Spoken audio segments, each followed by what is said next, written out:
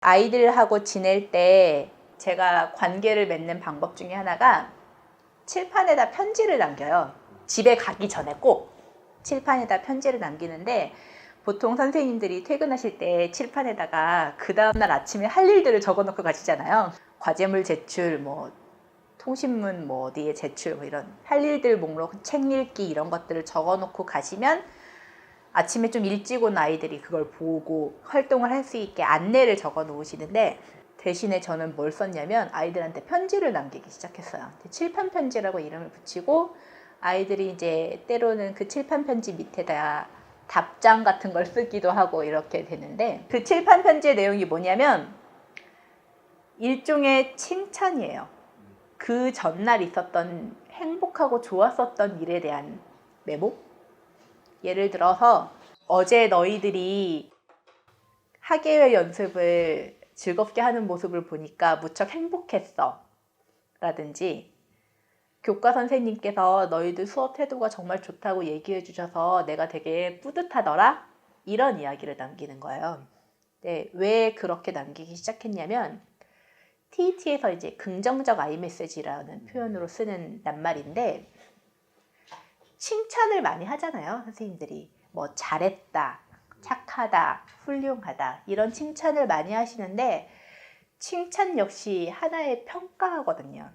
너는 잘했어, 너는 착해 라는 건데, 그 칭찬에서 소외되거나 혹은 칭찬을 듣지 못하는 아이 같은 경우는 그럼 나는 못했다는 건가, 그럼 나는 나쁘다는 건가, 이런 생각을 가질 수도 있어서 칭찬이 아니라 그 행동이 나에게 어떤 기쁨과 즐거움을 주었다라는 아이 메시지를 표현하라는 개념인데요.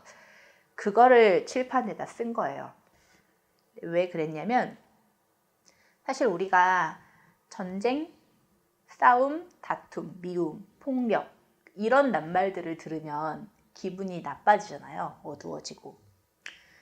반면에 사랑, 행복, 즐거움, 기쁨, 평안, 이런 낱말들을 또 들으면 왠지 모르게 미소도 느껴지고, 이렇게 마음이, 그 낱말, 사용하는 낱말에 따라서 마음의 심리가 무척 변하게 되는데, 교실 안에서 보통 많이 유통되는 낱말들을 보니까 부정적인 낱말이 대부분이더라고요.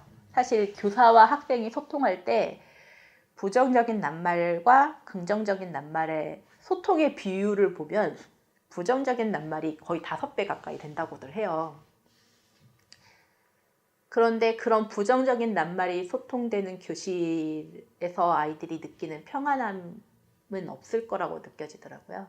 그래서 처음 아침에 교실에 딱 들어갔을 때 문을 딱 열고 칠판을 봤는데 뭐뭐뭐뭐 해야 할 것들이 적혀 있는 교실과, 그런 행동들이 아주 기뻤어, 행복했어, 좋았어 라는 낱말이 적혀 있는 칠판을 보는 교실은 교실의 공기가 다를 거라고 생각이 들어요. 그래서 칠판에 매일매일 그렇게 고맙다라는 이야기를 남기고 가는 거예요. 잘했어라는 칭찬이 아니라 고맙다라는 메시지를 남기는데, 그걸 쓰다 보니까 저한테도 뭐가 하나 좋았었냐면, 사실 항상 행복할 수 없잖아요, 아이들과.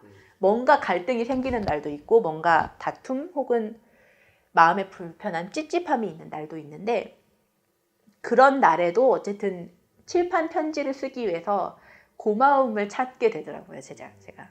근데 고마움을 찾으면서 그게 아주 사소하고 작은 거더라도, 누군가가 쓰레기를 주워서 더 참 고마워, 이런 것도 고마움일 수 있고, 뭐 내가 이야기하기 전에 줄이 다 서져 있는 것도 되게 고마움일 수 있고, 그날 내야 되는 제출물들이 완벽하게 거친 날도 고마움일 수 있잖아요.